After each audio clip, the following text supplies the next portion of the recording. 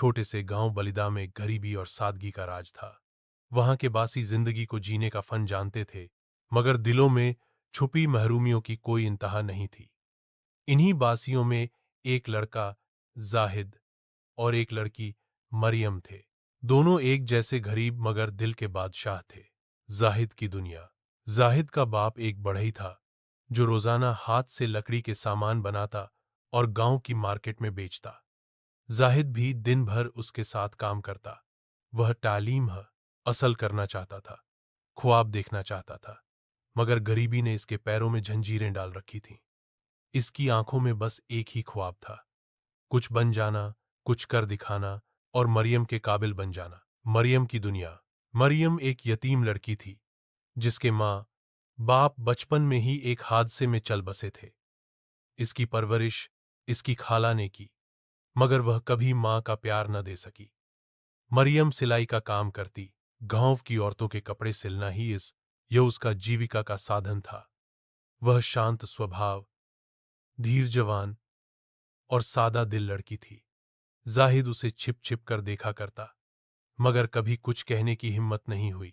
पहली बातचीत एक दिन गांव के स्कूल में नया फर्नीचर बनवाना था। जाहिद को बुलाया गया। मरियम भी वहां बच्चों के कपड़े बांटने आई थी। दोनों की निगाहें मिली। जाहिद ने हिचकिचाते हुए कहा, आप मरियम है ना?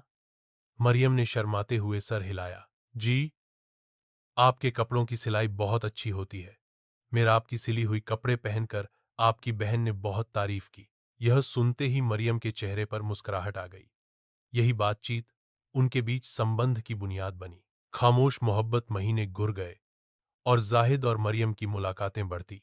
वो चले गए, मगर दोनों ने कभी एक दूसरे से खिलकर मोहब्बत का इजहार न किया। दोनों जानते थे कि उनकी राह में गरबत एक दीवार है। जाहिद रातों को जाग कर काम करता ताकि कुछ पैसे जमा कर सके। उसका ख्वाब था कि शहर जाकर काम सीखे, कुछ बने और मरियम से निकाह करे, मगर किस्मत को कुछ और ही मंजूर था। जुदाई का वक्त। एक दिन जाहिद ने मरियम से कहा, मरियम, मैं शहर जा रहा हूं। वहां एक फर्नीचर की फैक्ट्री में काम मिला है। कुछ समय लौटूंगा, फिर तुमसे निकाह करूंगा। मरियम की आंखों में आंसू आ गए, मगर वह हंसकर बोली, जाओ जाहिद, अगर तुम्हारी कामयाबी में मेरी कुर्बानी है तो मैं राजी हूं। यह अल्फाज जाहिद के दिल में नकश हो गए। उसने वादा किया कि वह वापस आकर उसे इज्जत से अपना बनाएगा। समय का गुजरना। जाहिद ने शहर में जाकर दिन रात मेहनत की। 3 साल गुजर गए।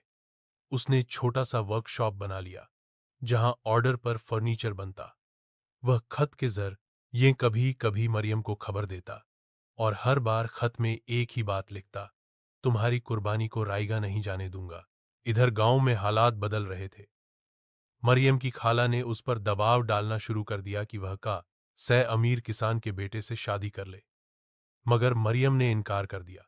वापसी। चौथे साल के आखिर में जाहिद एक दिन अचानक गांव लौट आया। अब वह वही जाहिद नहीं था। कपड़े साफ सुथरे, आंखों में वकार और हाथ में काम का नर। उसने सबसे पहले मरियम के घर का दरवाजा खटखटाया। मरियम की आंखों में यकीन नहीं आया। जाहिद, तुम वापस आ गए? हां मरियम, वादा पूरा करने आया हूं। खाला ने ऐतराज किया, वह एक गरीब लड़का था। हमें तो तुम्हारी शादी तय कर दी है।